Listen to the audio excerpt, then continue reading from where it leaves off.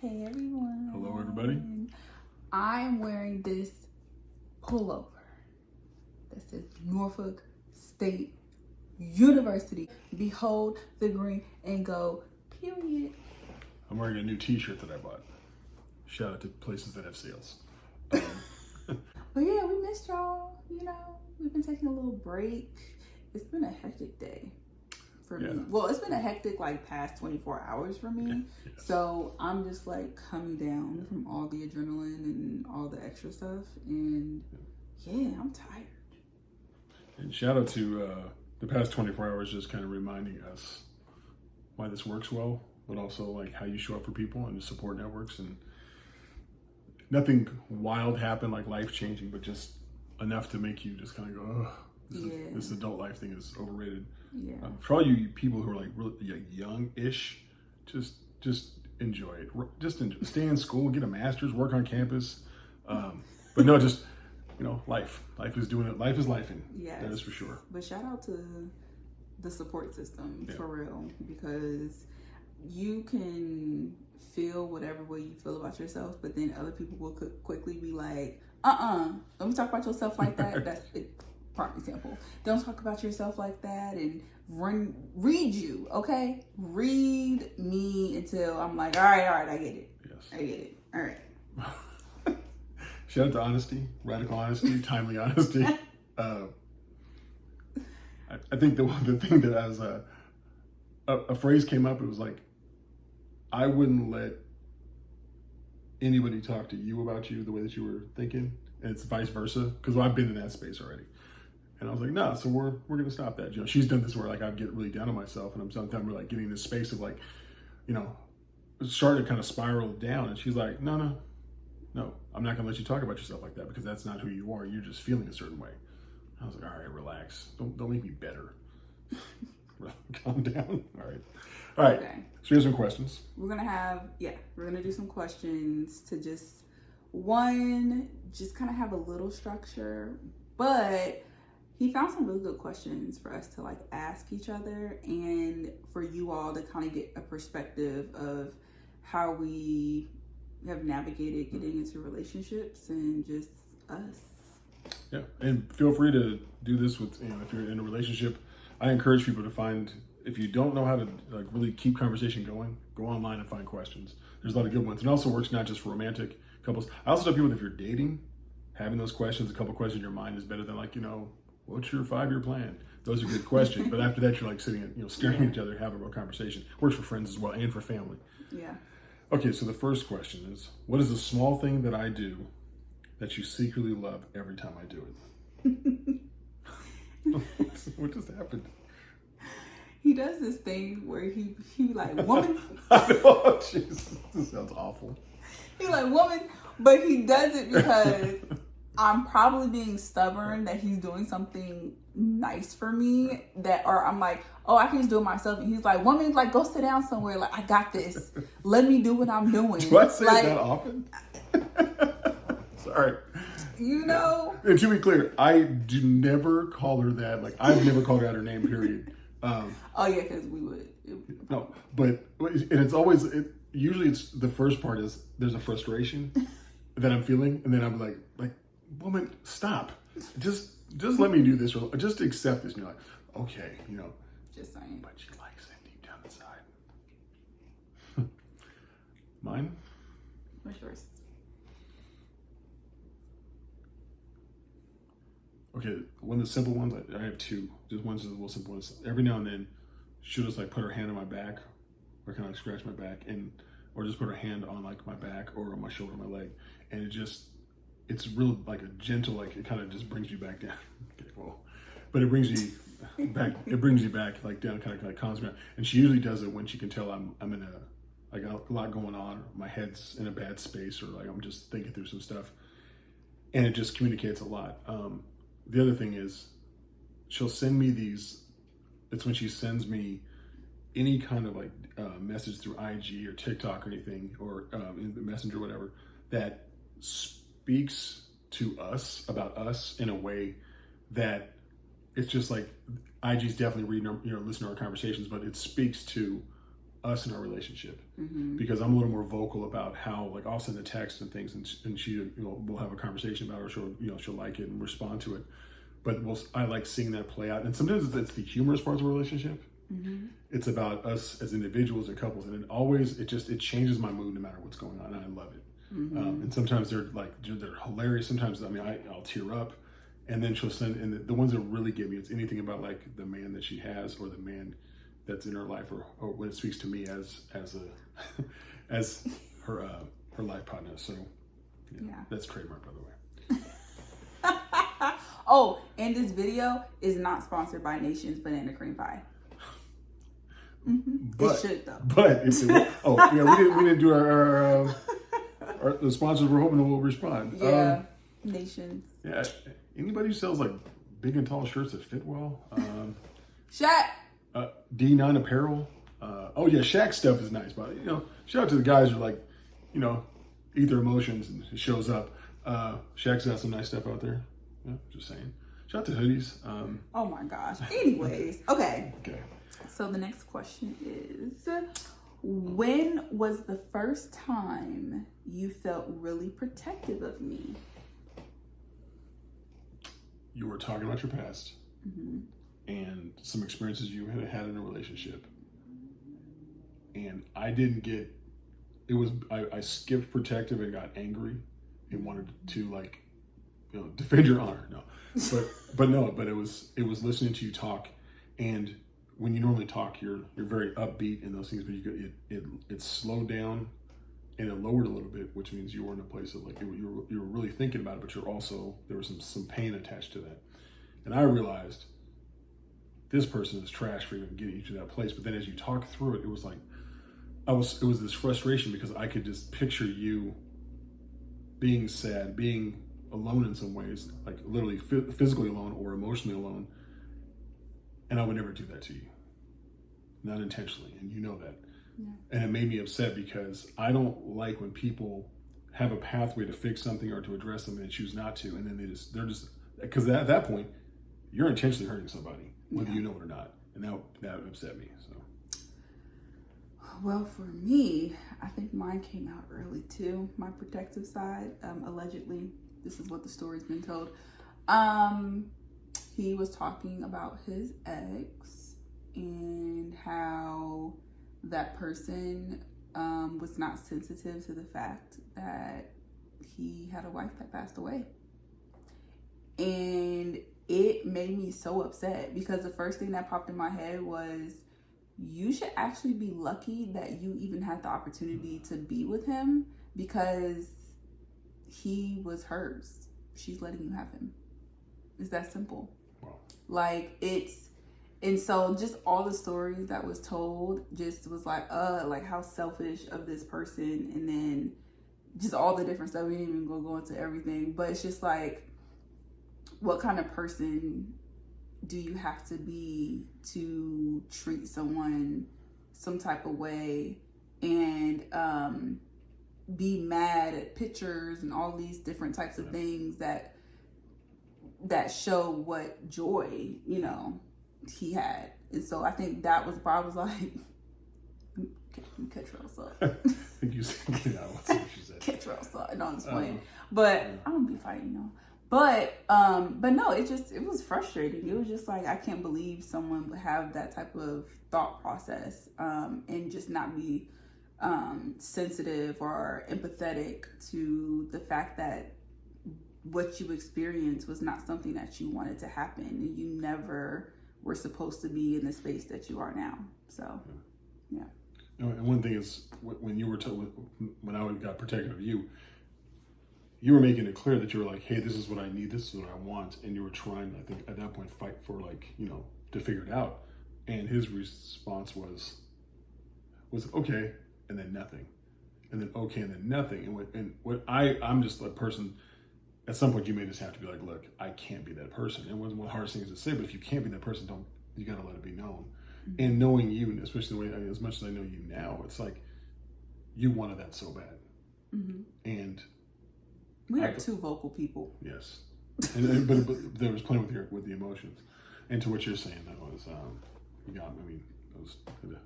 it get my emotions together because,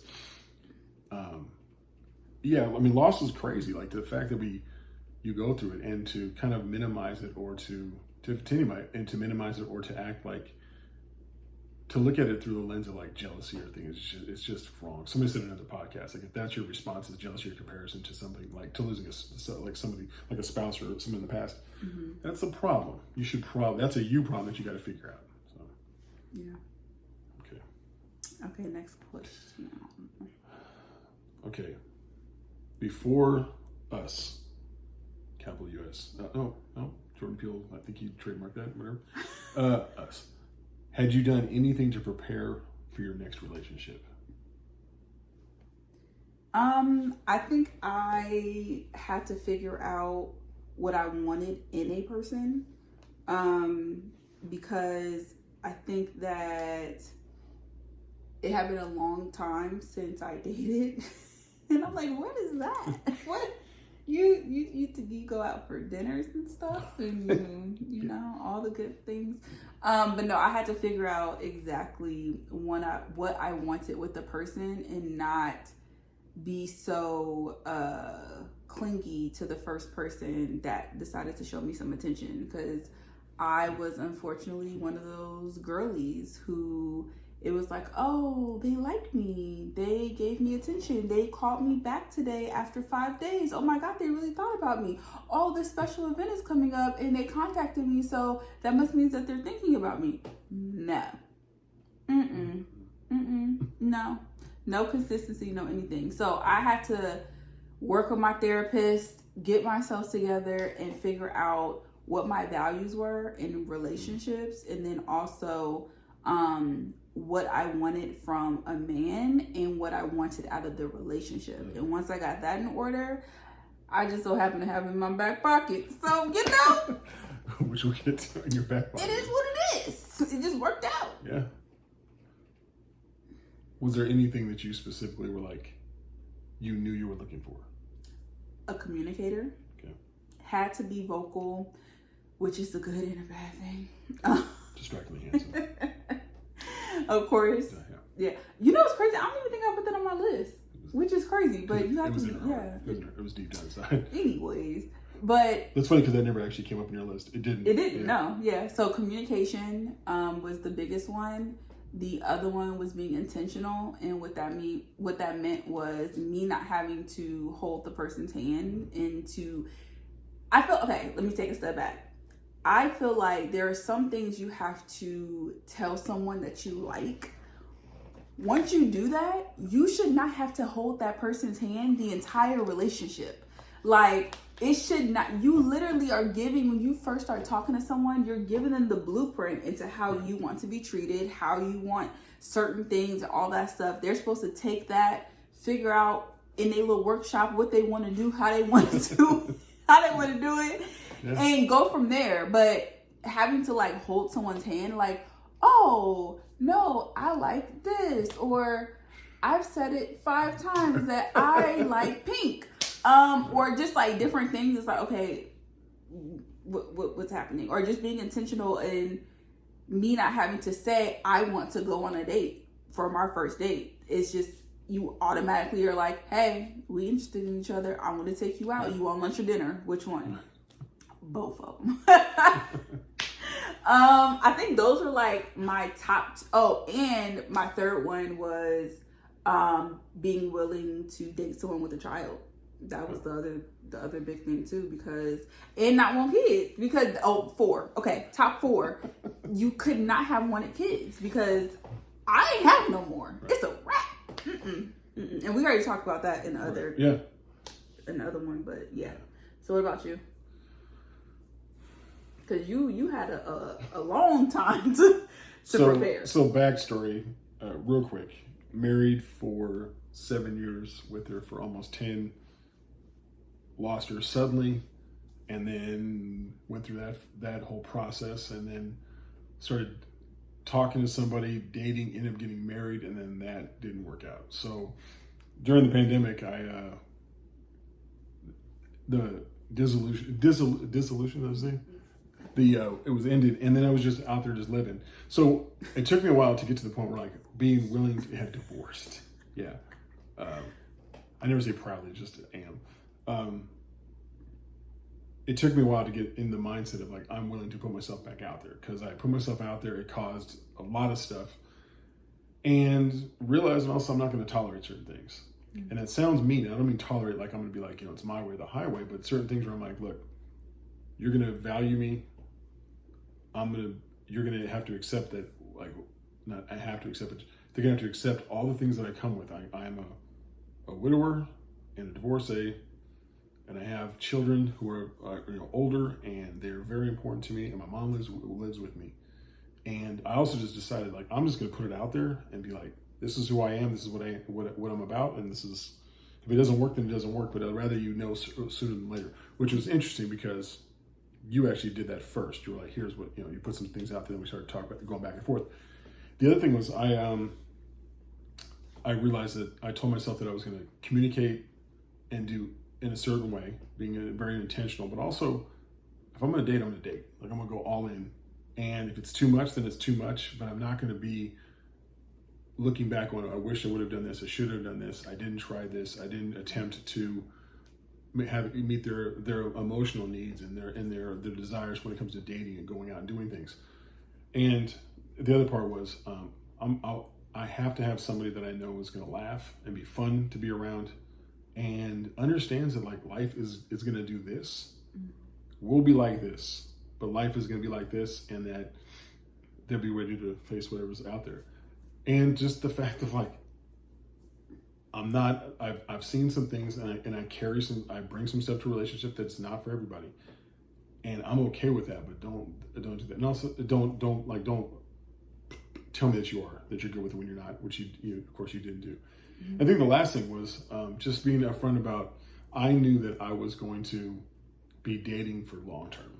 Mm-hmm. I wasn't dating just to date. That didn't mean that it had to be marriage or, like, life's commitment after, date 2 or whatever, but it had to be something that was serious for me. And if it wasn't gonna be serious, it would have to be a conversation very early on. Because we originally said that we would never think about getting married. We were like, yep, been there, done that. Literally marriage conversation and then kids and those things. I mean, the kids conversation, but more like, you having a younger child, and me having older kids, and it was interesting because as time went on, those conversations shifted and changed. That's another thing about things. Like, there are those things that you are dead set on. Mm-hmm. Then there's things that there's things that are like are deal breakers that you have to have. Yeah. And then there's things where you're like, it'd be nice to have. And there's things you're like, maybe just at that moment, that's what I thought. Mm-hmm. And those that might change. Yeah. It's interesting because I went to therapy. That's important. I always shout it out, but I went to therapy and I stopped going, and then I picked it back up, just recently. But I was in there talking about everything because I didn't want to repeat patterns. Yeah. And I also didn't want to put something on the next person I dated because I hadn't dealt with it. Yeah. So. And I want to say too, just because you had mentioned about, like, you come to the relationship with certain things and stuff like that, I want to be clear. It's not toxic things like, I hate when people are like, well, I this is who I am and I'm not changing. And I'm like, no, you should probably change that. Like, that is not something that you should be proud of, but that's not what he's talking about, because we would not be together. Well, what was that thing we just talked to? It was on Instagram, and he said, like, changing for the other person because you're changing because it lands better with them or it makes them feel a certain way. That's not a problem. It's one thing if you're like, hey, you're changing your values. You're not changing your values. Yeah. Yeah. The things what I was talking about was grief and loss and some sadness that I kind of carry, and just the weight of those things. They may show up in the relationship, and that's just how it is. Yeah. And I got a kid with a condition and some other things, and I got mom, and I got all these different things, but I wasn't going to be like, oh, well, these aren't important to me, so I could just be with somebody. Yeah. Okay, and then last question. When you hear why does your relationship work? What's the first thing that comes up? For me, it's our communication. Like, we are very, since the day that we had our 30-minute parking lot session, which was really like our first date because we just start saying everything. It's us being vulnerable during our first real conversation, transparent. We're just able to just talk about anything. But I think also because we have a lot of similar life experiences, even though we are different generations. Yeah. First thing that comes to mind is connection. There was never a point where I felt like we didn't connect. Even like when we first met and it wasn't romantic, we connected. We got along. I mean, from the first conversation, it was casual, comfortable. Like, if you probably saw us, you'd be like, oh, they've known each other from campus, blah, blah, blah. We hadn't. Yeah. And then the first conversation, the connection led to being able to, connection led into the communication. But I also think compatibility. And compatibility, to me, is so important, but it's also sometimes hard for somebody, like, they understand the idea, but what does it actually look like? Because it has to do with, finances and lifestyle and how you spend your free time and the big picture, small picture, all these other things. And I think that's, for us, what's worked. Yeah, the generational thing was interesting how we found out, like we talked about it, but it is, I think it's been more of an issue for other people than it has been for us. I wouldn't even say it's been like an issue for. Yeah, it has been. I think only a couple people have like mentioned it, and we're just like, whatever. But I think that it goes to show that, I'll just use me for an example. I have done a lot in my years. I left from my home state. I went to live in another state on my own. I knew no one there. I went to college there. I then moved to another state in the South and was out there working in an industry that is very tough, working in broadcast news. That aged me right there. Okay? That aged me. Then went to another state in Charlotte, North Carolina, city and state, and got some other experience there. Had a major loss, another experience there. Coming back to California, having to figure out career. It's all these different things on top of both of us being from the Bay Area, both of us being Greek, both of us working in higher education, both of us having the passion for community and for wanting to uplift other people and help them and mentor them and all these different things. Like, everything that we stand for with our values, in addition to what we talked about in the first episode with our Clifton strengths of the woo, the developer, and communication. Like, what? How we not together? Like, what? Okay. And one random thing is we both love 90s and 80s and 90s R&B music. Put on a whole show. I mean, karaoke zone. Okay. It is an event, but I love it because it brings, like, when you say you want to see someone who's like enjoying themselves, but like experiencing joy, it's her singing and singing along to the songs. I am only good for the hey girl parts because of this voice. And I'm not a dancer, but it's like we can like get in the car and it's a song we've heard 1,000 times when we listen to it. I remember, like, we were talking about like Mint Condition, where we like the ad-libs at the end, things like that. And there was a raspberry, strawberry. Oh, candy, strawberry. All them good things. Okay, here it goes. It's my Echo Rhinus. Stop. it's acting up. And then, like, the other thing, like, why do we work? It's why does this work? It's, well, one, we want it to work.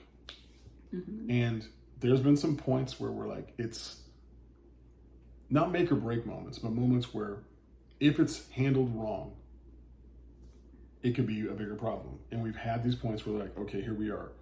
And nothing major, but it's been enough where it's like, if we handled it in a way where like we talked it through, and it may not have been an easy conversation, but we talked it through and we got to the other side where we were like, okay, here we are.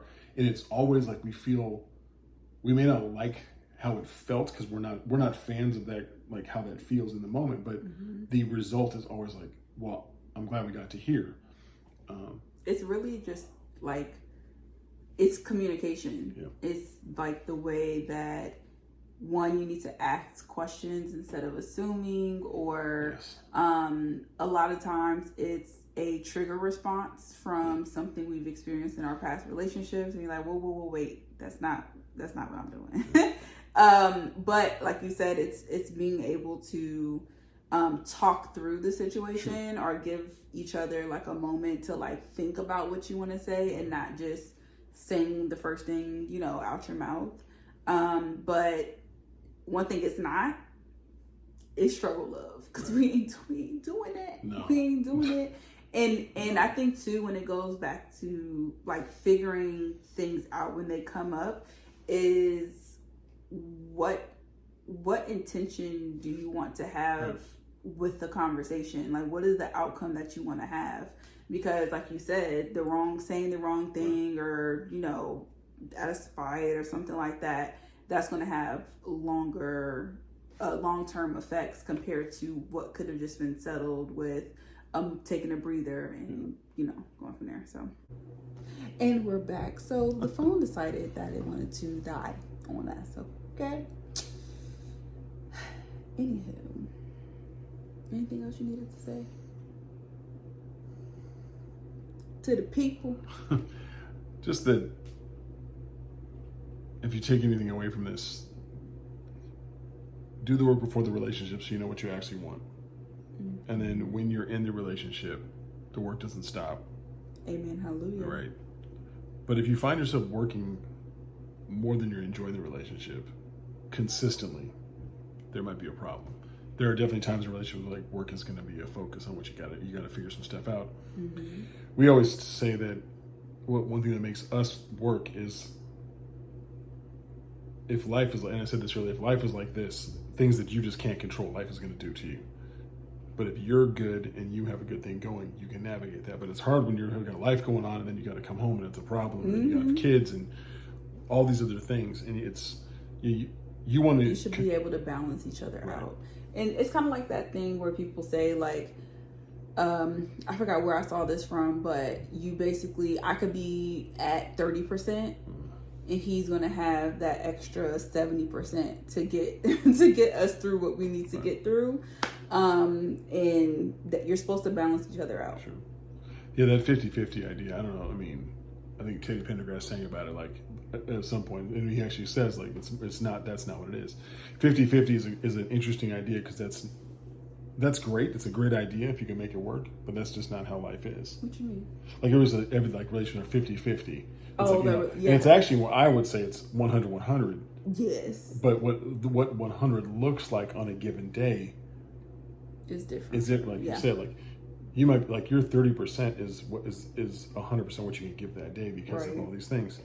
And healthy couples, in my experience, they pick up the slack, and I don't seem to slack in a negative way, but they pick it up when like, hey, like, I just can't cook right now. Yeah. Like, I just or even like some recent stuff where it's like you had some stuff going on in your own, and some things going on. So maybe I have to do this, or this. It's not a have to, but I do it because one, it needs to get done. But two, if that's a way that I can support you, I'm going to. Yeah. And the reality too, and sometimes that's all you can do to help is just do your part and do maybe the other person's part because they can't do it. It doesn't mean it's some magical response or some grand gesture. It's just like you do those things. And that's how life works. Intentionality. Right. And be intentional, like also just like with what you're working on. Don't be like, I'm gonna work on this relationship. What does that mean? Like, what are you actually doing? You're like, I read a book. You're like, what was the book about?